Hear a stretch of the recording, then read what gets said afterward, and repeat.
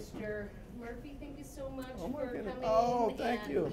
We really appreciate you, your time this evening. Thank you, Amy. Thank you so much. Thanks, everybody. Amy, thank you for your leadership. And I promise I won't speak too long, but to Amy and Alicia and Jimmy and your wife, Linda, thank you all so very much, and to all of you. It is awesome, Mark. Thanks for hanging out with me today and showing me around. Let me just say a couple things off the bat. One, I could be more appreciative of the hospitality you've shown our team and I. We got in early this morning after being in Oregon, and we hit the ground running. And it's just it's my first visit to JBLM. And I will tell you, you hear so many great stories and how it's really best in class on the Soldier for Life TAP program, and just how the community just wraps their arms around our soldiers and their families. But to see it here, it just makes you just feel so grateful. And I know it's because of all the hard work that you and your families are doing. And we're just, as a nation and as an Army, just so proud of the work that you continue to do. So thank you from the get-go. Secondly, I will tell you, our nation, and I feel bad because I know I'm preaching to the choir right now, and I know something about a choir. I was the 1987 Altar Boy of the Year. So it was either being an altar boy or being a choir. I chose to be an altar boy. And luckily for me, I don't know if you know, but my mother was a Catholic nun. And luckily for me, she left. Otherwise, I wouldn't be here. But when I say about preaching to choir, this September will be 15 years of constant war in Afghanistan and Iraq. We are in a defining moment right now in our nation's history, the longest wars ever. And our nation has asked less than 1% to serve, currently and obviously in Afghanistan and Iraq. And it's you and your families that have given so much, and your soldiers. And our nation is just so grateful that we will never forget it.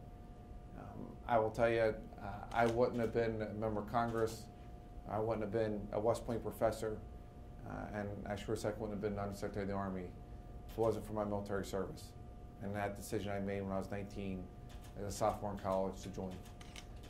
And I know, when you look at the polling and everything else, and people, really respect the military, but sometimes it's not for them or for their kids, it's for other folks to do.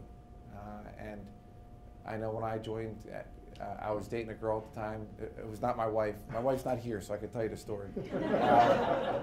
But I was dating. I met her father, and he was saying to me, "Patrick, why would you join the Army?" And he was confused, and he said, "You're in the dean's list in college. I was the captain." He's like, "You're the captain of the hockey team for the collegiate team." And I said, "Well, sir, I want to serve. My two uncles served in Vietnam. My father served during Vietnam. My two grandfathers served in the Pacific." And it was, back in 1993, and it was the best decision I made. But the message I sent, that I tried to say to these soldiers, and hopefully, Mark, I sent the message, I know you were there with me a couple times, was, listen, I have more respect for this generation of soldiers, these millennials, who joined an Army when they knew that Army was at war, and their families. And that, to me, when people are trying to be down on those millennials and that they're, it's about them, et cetera, they want to be something greater than themselves. And they have joined our team. And our Army is America's varsity team. And being ready, whether it's General Milley, and we all know, his very clear, he could be more clear in that our Chief of Staff says, our number one priority is readiness, and there is no other number one. And that means being ready to fight tonight. And Secretary Eric Fanning, who says, we got to take care of our soldiers, make sure that we give them the weapon systems, get this acquisition system a little bit leaner, a little bit quicker. The leadership, at the Pentagon and here at JBLM is just so important.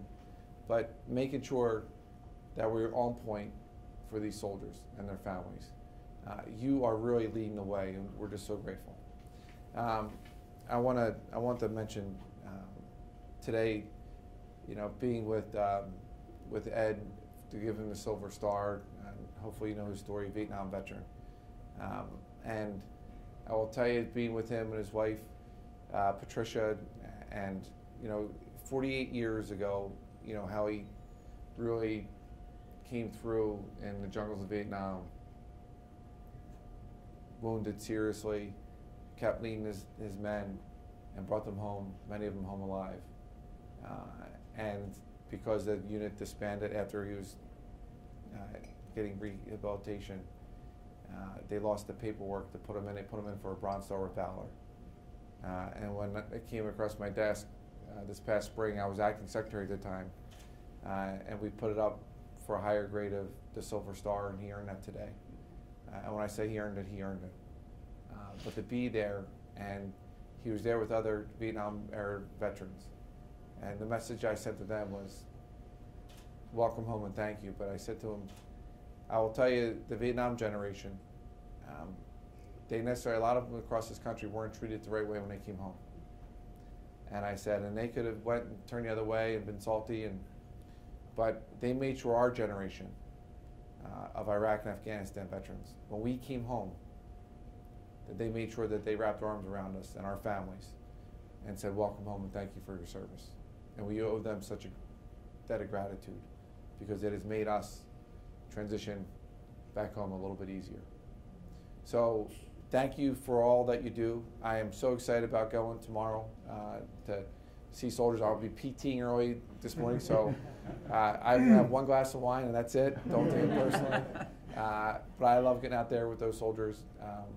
It's great to see folks who I served with in the military at places like Fort Bragg and Bomb Journey. John Keel and I were classmates. I was Mr. Vice of our dining in. Please don't ask him any stories, because let's just say I have a reputation and Senate confirmations and stuff like that. But I have to, the reason why we're at Microsoft today and tomorrow on the Soldier for Life transition program, and I know there's great leaders in here that run it. I hope in my role as Undersecretary of the Army, as a Chief Management Officer, the last 5 years, we spent $4.6 billion on unemployment benefits as a Department of Defense. And the Army used to spend about $1 billion a year of that. And we've cut it down drastically, and we've made it a priority. Not just, it does make fiscal sense, and it's the right thing to do, so we could use that money elsewhere. But also it's the right thing to do for our soldiers. And that culture of, when you become a soldier, and the Marines, you become a Marine after you pass that crucible. Now our soldiers now become soldiers not when they become trainees, which it was in years past. It's when they pass basic training and they get that black beret. That's when they become an American soldier. But the culture of being a soldier for life means that you are a leader of character for a lifetime of service. And it's great to see, organizations and companies in this area like Microsoft and like Amazon, who are hiring veterans not because they're charity, not because they're victims, not because it's the nice thing to do. It's because they know they are civic assets for our nation. And I always say, no matter what the audience is, and I know, again, I'm preaching to the choir, but 5 things that I always brag about the American soldiers. 1, they're more likely to be employed than non-veterans. Number 2, our soldiers or our veterans, when they leave, they average $10,000 more a year in salary than non-veterans. 3, they are more likely to start a small business and for that small business to be successful than non-veterans. 4, no matter what their political persuasion, they're more likely to vote in elections because they love their country and they want their voices to be heard. And 5, our veterans are more likely to be pastors in their churches, Little League coaches, Boy Scout or Girl Scout troop leaders, because they are American civic assets and they want to give back to their community and the country that they love. When you leave our ranks, we all know that you leave with the love of country stamped on your heart.